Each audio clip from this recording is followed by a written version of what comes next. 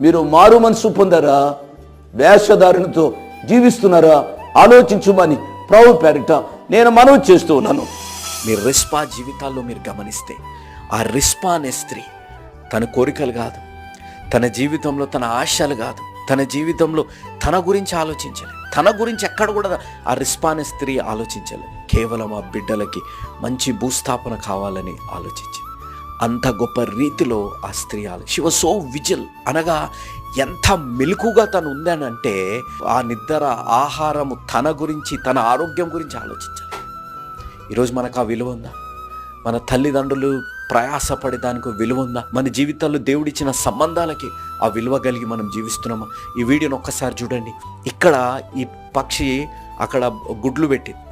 ఈ పక్షి గుడ్లు పెడితే అక్కడ ఒక జంతువు వచ్చింది. ఆ జంతువు ఆ గుడ్లను తినడానికి వస్తుంటే ఆ పక్షి తనను ఎదుర్కొంటుంది. నా